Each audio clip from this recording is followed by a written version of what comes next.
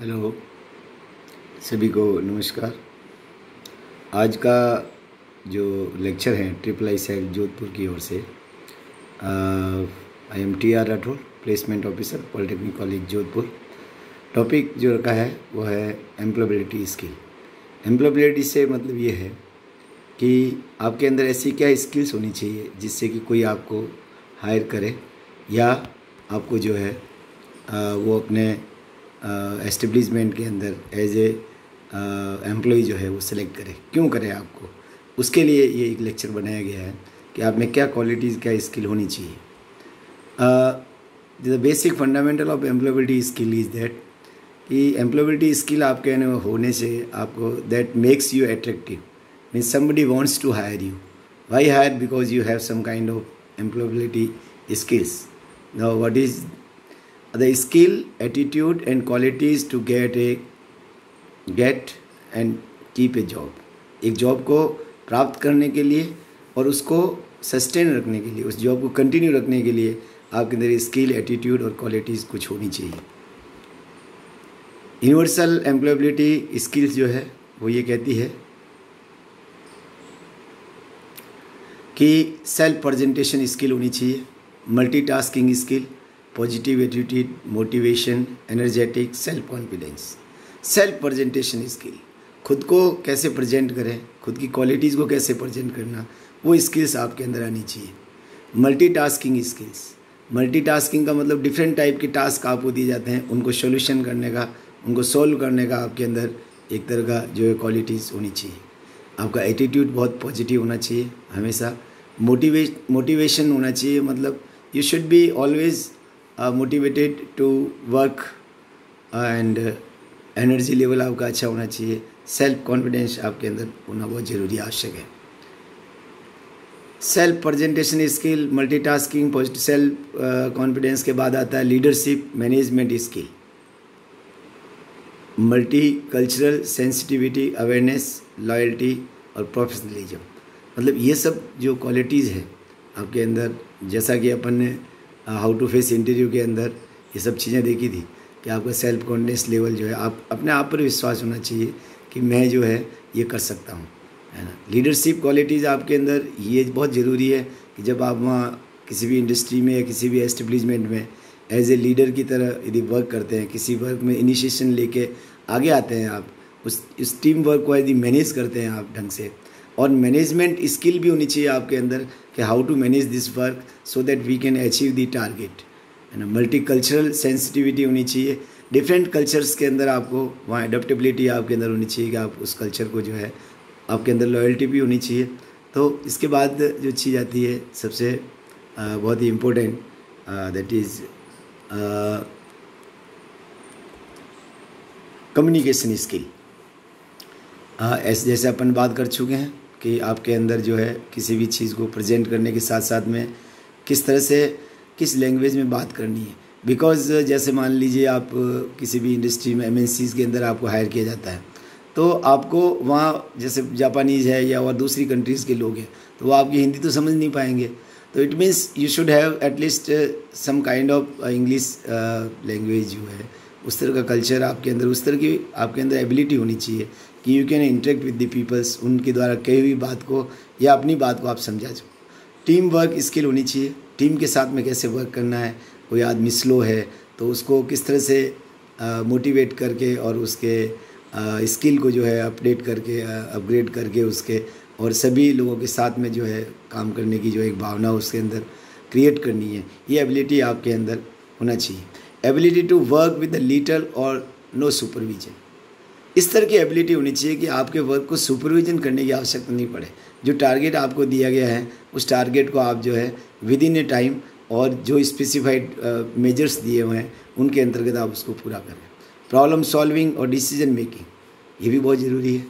कोई भी प्रॉब्लम आती है तो उसको आप अपने लेवल पे सॉल्व करने का आपके अंदर वो उस तरह का कैलिबर होना चाहिए। डिसीजन मेकिंग, किस समय क्या डिसीजन लेना है, it is also very important for a person that he can take the decisions in the favor of industry, in the favor of जो work दिया गया आप उसमें। Reasoning and creativity skill, this is also very important. Different type के। ये जो creativity और reasoning और प्रॉब्लम सॉल्विंग, डिसीजन मेकिंग, ये जितने भी पॉइंट्स हैं, इन सब की टेस्टिंग्स आपकी जो है टेक्निकल टेस्ट जो होता है उसके साथ में इन सब की वो ली जाती है। इसके बाद में आता है एम्प्लॉयबिलिटी क्या चीज़ है। Having and using your life skill and abilities to be hired and stay hired. आपकी जो स्किल्स हैं, आपके पास जो हुनर है, जो टेक्निकल स्किल्स है और जो एबिलिटी है, उस एबिलिटी को देखते हुए आपको हायर किया जाता है और हायर करके आपको एक रेगुलर एम्प्लॉय की तरह रखा जाता है। यही एक एम्प्लॉयबिलिटी है कि ये चीज़ आपको कोई क्यों पसंद करे, क्यों हायर करे, ये चीज़ होनी आपकी बहुत ज़रूरी है। इसमें ट्रुथ ये है कि most of the people change career at least 5 to 7 times in their lifes. Skill develop in one job can be used in the different lines of work और द इंडस्ट्रीज। जनरली ये होता है, प्राइवेट सेक्टर के अंदर ही होता है कि हर व्यक्ति जो है अपने जीवन में जैसे जैसे किसी इंडस्ट्री में काम करता है उसकी स्किल का डेवलपमेंट होता है, इम्प्रूवमेंट होता है। और एक जॉब के अंदर जो स्किल उसने लर्न की है, वो स्किल उसको दूसरे जॉब के लिए जब हायर पैकेज के लिए या हायर जॉब के लिए कहीं अप्लाई करता है तो वो उसका एक्सपीरियंस जो है, वो उसकी स्किल जो है वो बहुत उसके काम आती है। इसलिए रेगुलर जो है टीचिंग लर्निंग प्रोसेस है वो व्यक्ति में होना चाहिए और ये क्वालिटीज़ है वो अपनी डेवलप करनी चाहिए। Present positive qualities.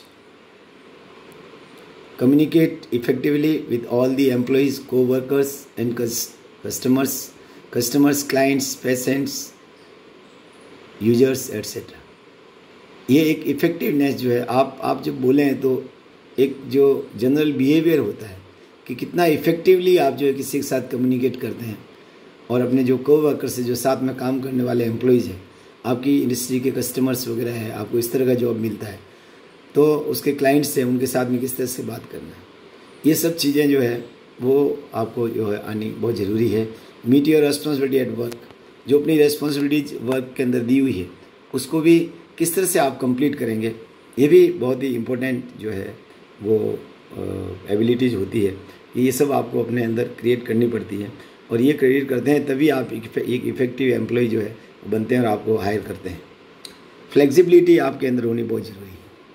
फ्लेक्सिबिलिटी का मतलब ये है कि जब आप काम कर रहे हैं और उसके बाद में नेक्स्ट डे आपको जो है कुछ नया वर्क दिया जाता है, नई सिचुएशंस आपके पास आती है, तो you should have a kind of ability to accept the change and adopt this change. New situation को अडॉप्ट करने की आप कि नहीं साहब मैं तो ये करूँगा नहीं क्योंकि मुझे ये नहीं आता है इसलिए मैं नहीं करूँगा, नहीं, ऐसा नहीं होना चाहिए। You should have a kind of nature और kind of ability to accept the change. Leadership, जैसा आपने डिस्कस किया, able to make decision and solve problems, shows other respects and people want to work with you। ये एक leader के अंदर होना चाहिए कि लोग आपके साथ काम करना चाहते हैं। When looking at job description, अब आप बात आती है कि एम्प्लॉयबिलिटी के लिए आपके पास क्वालिटीज़ है, लेकिन जब आप कोई जॉब है उसका डिस्क्रिप्शन देखते हैं तो व्हाट आर द रेस्पॉन्सिबिलिटीज, ये आपको देखना ज़रूरी है कि मेरे पास जो है क्या कैलिबर है और इस जॉब की क्या रेस्पॉन्सिबिलिटीज है। व्हाट काइंड ऑफ एजुकेशन और ट्रेनिंग इज़ रिक्वायर्ड, इसमें क्वालिफिकेशन क्या रिक्वायर्ड है और मेरे पास क्या है। What is the pay range, salary जो आपका पैकेज है वो क्या है, उसके अंदर आपका एक्सपेक्टेशन क्या है और कंपनी क्या देना चाह रही है। What is the work environment, किस तरह का एनवायरनमेंट है वहाँ पर वर्क का, आपके लिए सूटेबल है या नहीं है, आप वहाँ सस्टेन कर पाएंगे उस एनवायरनमेंट के अंदर, नहीं कर पाएंगे, आपकी वो एबिलिटी है या नहीं है, तो वो सब चीज़ें उसमें देखते हैं। वेयर इज़ द जॉब, सबसे इम्पोर्टेंट कि जॉब कहाँ पर है, मेरे होम टाउन में है या मुझे बाहर जाना है या कहाँ करना है, मैं कर पाऊँगा, मेरी सिचुएशंस है, मेरी जो कंडीशंस है वो अलाउ करती है या नहीं करती है, ये चीज़ें भी बहुत ध्यान रखने योग्य है। Okay, thank you very much. और इसका जो सेकंड पार्ट है वो बहुत ही अट्रैक्टिव होगा, तो उस पर भी अपन जो एम्प्लॉयबिलिटी के लिए डिस्कशन करेंगे, जिसको मैंने अपने तरीके से क्रिएट किया है। तो सेकंड पार्ट जो एम्प्लॉयबिलिटी स्किल का होगा वो इसके बाद में जो लेक्चर सेकंड आएगा मेरा उसके अंदर होगा। तो आप इन चीज़ों पर पूरा विशेष ध्यान दें, जैसा अपन पहले भी बहुत डिस्कस कर चुके हैं कि कम्युनिकेशन है, लीडरशिप है, इनिशिएशन है, ये सब क्वालिटीज़ आप जो है ड्यूरिंग अपना एजुकेशनल एकेडमिक जो करियर है उसमें आप कोशिश करें डेवलप करने की, आपके लिए बहुत यूज़फुल रहेगी और 100% आपको जो भी कंपनी जाएगी वो हायर करेगी। Thank you very much.